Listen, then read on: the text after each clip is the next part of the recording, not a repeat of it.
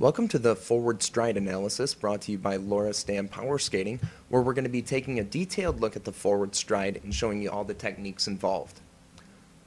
Now, the first thing I'd like to point out is the knee bend and how low the player is to the ice. If you draw an angle of the knee bend from the thigh to the shin, the player should be skating at least a 90-degree knee bend. Here the player's a little bit lower, which is good, but if you want to get long strides, you have to have that knee bend. So let's take a look at the stride. What we've done is we've drawn a straight line from the hip to the toe, and this shows that the player is getting full extension. You want to be able to get the maximum stride length possible, so you have to have that deep knee bend, and you have to have that long stride pushed all the way out to the very end.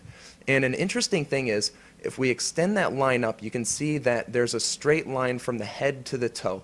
And that's basically showing you that the player's not leaning forward when they're doing this. You've got a straight line there.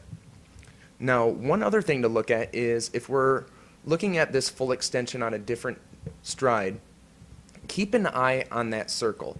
What that's showing is the return. And if we frame forward, you can see that at the end of the push, the player's bringing both of their feet inside that circle before they start their next push. So they're essentially starting their push at the very beginning with their feet together, getting that full extension stride, and then they're bringing their feet all the way back together. So you're getting the very beginning, the very end, and the very beginning. Now let's take a look at this, this return on another angle. So you've got the players skating forward, and watch their heels come together at the end of their stride. Now if we pause it, this is an interesting position. This is what we call the V diamond. And the reason we call it the V diamond position is it is at the beginning and the end of every push. So you're starting with your feet together, and if you draw the skates in, you can see that the feet make a V. And then if you draw in the legs with a knee bend, you can see that the legs make a diamond shape, and that's why we call it the V diamond. Now if we take a look at it from behind, this is an interesting thing about the V diamond and the return. This is where you're watching the heels. A good way to make sure players get a full return is while they're practicing, have them touch their heels together. Ideally, what you want to have is you want to have your skates come so close together that they're within an inch apart, as you can see in the player right here. And a good way to do that is practice having your players touch their heels together. Then in a game, when they're not thinking about it, hopefully their feet will come back a lot closer together, and they might even be within that inch, especially if you practice building up that muscle memory a lot during practice. So if we frame forward here, you can see the stride, and again we have full extension. Now an interesting thing about this full extension is the direction the toe is pointed. What you want to do is you want to make sure at the end of your push your leg is locked in that full extension, but you also want to make sure that your toe is pointed to the side. And we draw this in right here. You have to make sure your toe is pointed to the side. A common mistake is players will point their toe down in a walking running motion. And what happens there is if you point your toe down, you're slipping. You lose that inside edge and you push right off of the flat part of the blade. And if we show you the front angle again, you can see that we've drawn the full extension, but we've also drawn a kink in the line. And this is making sure that you get your toe pointed to the side. And once you do get your toe pointed to the side, you want to use that inside edge of the toe, dig it into the ice, and flick it to the outside so you can get that toe flick. And the toe flick is the last part of the push, and it's also one of the most powerful parts of your push. So let's take a look at the arm swing. And to do this, we'll show you another clip.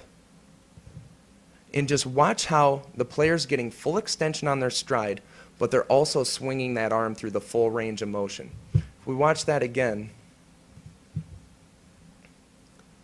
the way the arm swing works is it builds up momentum within your body. It's like getting your full body working on the push. If you're standing still and you swing your arms, yeah, you're not going to move forward or backward, but what you will notice is your feet start moving automatically by themselves. So that's how the arm swing works, is it's a way of getting your arms and your legs to work together on that push. So if we show you the arm swing again, what we've done is we've drawn circles around the hands, and this is showing you that the arm swing does not go side to side. It's a forward-backward arm swing. The way you do that is you want to have your palms aimed upward as we're skating, And then what we're going to do is we're going to draw a line representing the center of your body.